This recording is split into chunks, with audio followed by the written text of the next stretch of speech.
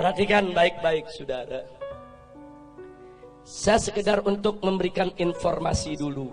Satu, dulu negeri Tibet itu merupakan negeri merdeka berdaulat. Kemudian menjalin kerjasama dengan Republik Rakyat Cina yang komunis. Setelah ada perjanjian kerjasama, Cina mengirim ribuan tenaga kerja ke Tibet, saudara. Membangun kota, membangun jalan, membangun kantor-kantor pemerintah, saudara. Kemudian setelah pembangunan selesai, ternyata ratusan ribu para pekerja tersebut angkat senjata melakukan pemberontakan di Tibet. Kok bisa? Ternyata para pekerja tersebut adalah tentara, saudara. Tentara yang memang dididik, saudara, untuk bekerja. Kemudian setelah itu Tibet jatuh, dikuasai oleh negara Cina. Dan pimpinan tertinggi agama yang ada di Tibet, yaitu Dalai Lama, ditangkap dan diusir ke luar negeri sampai hari ini, saudara.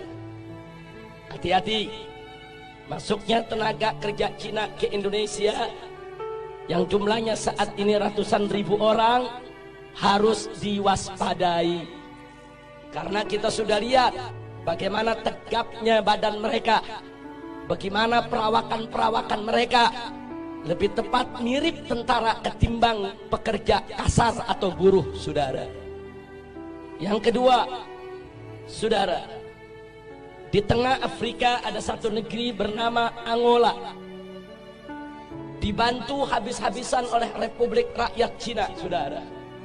Setelah diikat dengan utang yang begitu besar, kemudian Cina mulai mengatur Angola.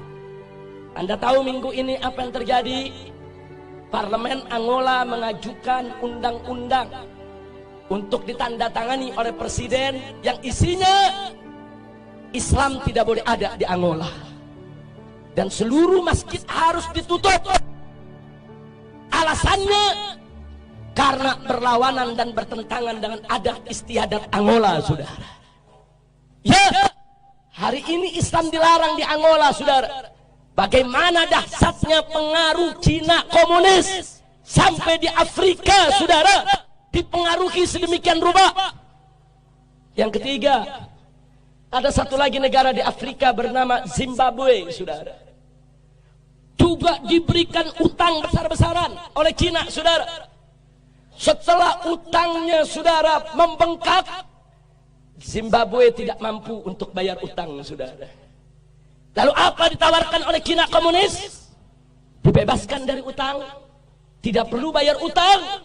Tapi mulai saat itu Zimbabwe harus meninggalkan mata uangnya dan belanja sehari-hari dengan mata uang Cina, yaitu yuan, saudara. Saat ini di Zimbabwe, jual beli, sewa menyewa, transaksi semuanya menggunakan mata uang yuan milik Cina komunis, saudara. Kembali ke Indonesia, saudara. Saat ini kita dapat pinjaman utang ribuan triliun dari Cina, saudara. Saat ini kita berutang kepada negeri Cina ribuan triliun, yang 7 turunan kita ke depan belum tentu kita bisa bayar, saudara. Hati-hati dengan ribuan triliun kita hutang ke Cina. Saat ini Cina komunis mulai mengobok-obok kita punya negeri, saudara. Mari kita lihat satu, saudara, bagaimana mereka masukkan tenaga kerja.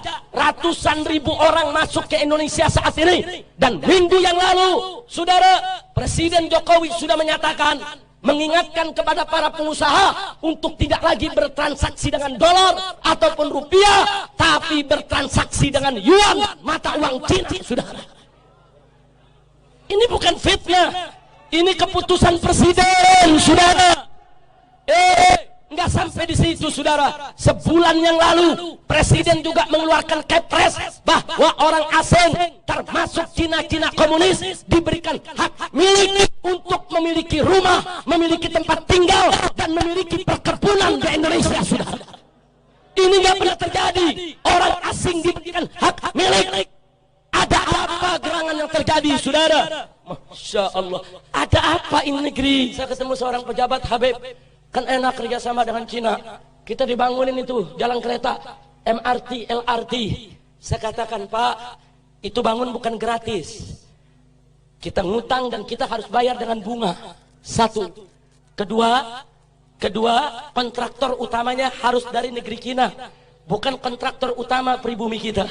Yang ketiga, bahan-bahan bakunya juga harus diimpor dari Cina. Termasuk reklamasi tiang-tiang pancangnya bukan kita buat sendiri, dari negeri Cina harus didatangkan, saudara. Dan gak sampai di situ, minimal 30% tenaga kerjanya juga harus dari Cina, saudara. Jadi apa yang kita dapat untung dari proyek-proyek tadi? Duit kita dikasih pinjam sama Cina, mesti bayar ke kontraktor Cina, mesti bayar ke pekerja Cina, mesti bayar ke material Cina. Semua duit balik lagi kepada mereka, saudara. Jangan mau dibohongin, jangan mau dibodohi, jangan mau dikadalin. Ini negara harus kita selamatkan. Gak boleh saja orang asing dan asing. Betul. Siap bela negara, siap bela NKRI, siap bela Islam, siap bela bangsa, siap bela rakyat, siap jaga pribumi. Takbir, takbir, takbir. Sallu ala Nabi.